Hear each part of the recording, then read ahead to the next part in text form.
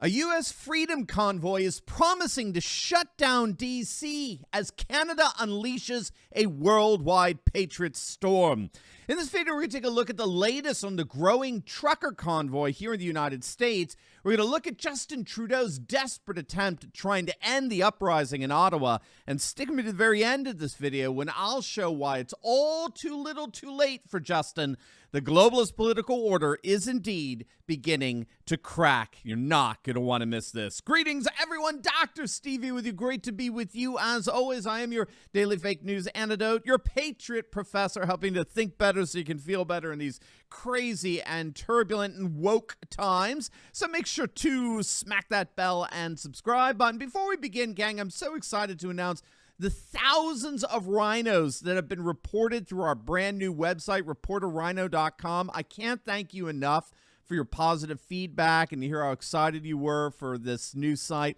Last week, I put out a poll asking if you'd like to learn more about how to get rid of these rhinos and elect tons of patriots to office, and it was an overwhelming yes. You want more rhino hunting. That's so awesome. And so I'm working on some ideas here on how to do that. I'm talking to some of the best rhino hunters in the country out there, so stay tuned on how we can gather together to take down the fake conservatives and make the 2022 elections the best yet. Keep reporting every rhino you know at reporterrhino.com, and I'll have more info for you later on the week, so stay tuned. All right, gang, let's dive right in here. You know, Canada has just unleashed a Patriot storm across the world. If you've been following this channel over the weekend, we kept a very close eye on the developments going on with freedom convoys rising up all over the world, from Paris to Vienna, from New Zealand to Australia, now even Israel. And of course, here in the States, it's being reported that there is indeed a US Freedom Convoy in the works to descend on the swamp, Washington, D.C., in the next couple of weeks.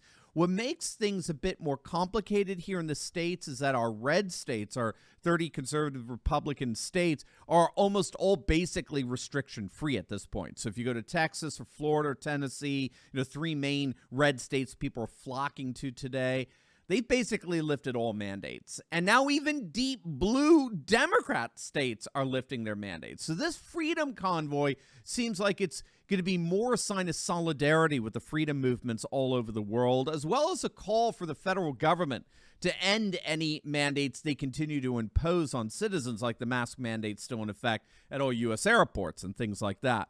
In Canada, the Patriot truckers there can chalk up another win. The province of Ontario has officially announced the end of vaccine passports at the end of this month. This is all part of mandates basically unraveling all across Canada over the last couple of weeks, from Quebec to Alberta to Prince Edward Island to Saskatchewan. Mandate after mandate are beginning to fall. And meanwhile, as of this past Saturday, the Ambassador Bridge, which accounts for the transport of over 25% of U.S. and Canada trade, was successfully cleared by Ottawa police without incident. There were several peaceful arrests, and about a dozen trucks were towed and confiscated. But again, the whole point of the Freedom Convoy is indeed peaceful protests. They're not insurrectionists. They're not ready to physically fight with the police state. Their massive solidarity around the message of freedom is enough. It's enough, they believe, to galvanize freedom-loving Canadians across the nation and indeed increasingly across the world to end these mandates. And it seems to be working. A new poll shows that nearly 60% of Canadians want all mandates ended immediately. It's fascinating because while Canadians are divided over what to make of the Freedom Convoy protests themselves, they appear increasingly united in precisely what the Freedom Convoy protests want: an end to all mandates. So this whole Ottawa shutdown can end right now with Trudeau announcing that all mandates are over, right? They're done. But of course, Trudeau, being the spoiled little petulant child that he is, the woke joke of the world, Trudeau instead is prepared to go full Castro on the protesters by invoking these unprecedented emergency powers. You may have heard about this. Woke joke Trudeau will invoke a rare emergency law to give the federal government immense powers to crush the rebellion of these evil, racist, neo-Nazi truck drivers. The Emergencies Act gives the Canadian federal government broad powers for up to 30 days, But Trudeau thus far is ruling out the use of the military on the truckers. So we're going to have to keep our eyes on how Trudeau plans on breaking up the massive protests in the capital city of Ottawa. I'll be curious to see if Trudeau invokes similarly brutal tactics like the ones that President Macron unleashed over the weekend when the Freedom Convoy came to Paris. There were scenes of police brutality so shocking that they were actually banned from Twitter. 1 minute, I saw it myself. 1 minute I'm watching these French policemen beating protesters, and then when I go back to check out on that stream to see if there's some more video, those previous videos were deleted because they violated Twitter's anti-violence policies. I mean, when the police are guilty of violating Silicon Valley's violence policies, they were pretty brutal. And, they will continue to be. Because in many ways, I think we are seeing here the end of the globalist order. The globalist order is collapsing. When I saw some of those scenes coming out of Paris, or the menacing presence of snipers on rooftops and cops in combat uniforms at the Ambassador Bridge in Canada, I couldn't help but think of the uprisings in Eastern Europe. The massive anti-communist revolts that we saw in Prague that were crushed when the Soviet tanks invaded Czechoslovakia back in '68.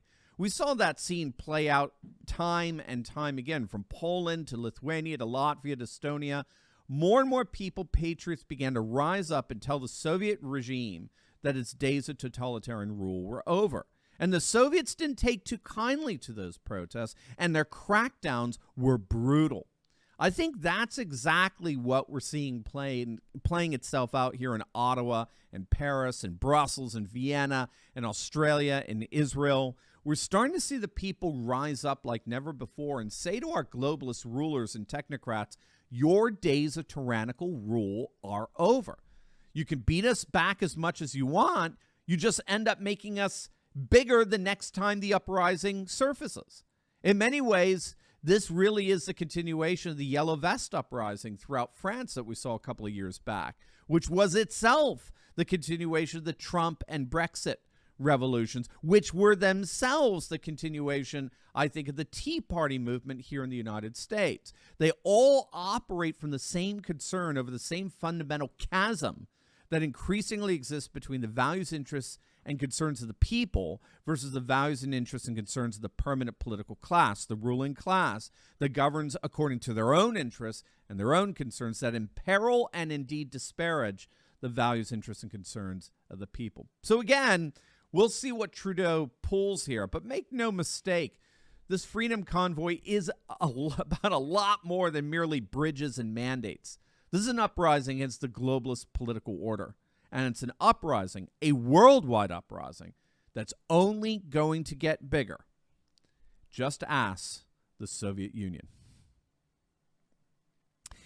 Now, before you go, you will definitely want to check out my latest video I just uploaded on how Patriots took over a local school board here in the States and fired their woke superintendent. And it's actually happening all over the nation, and it's going to absolutely make your day. So make sure to click on that link, and I'll see you over there. God bless.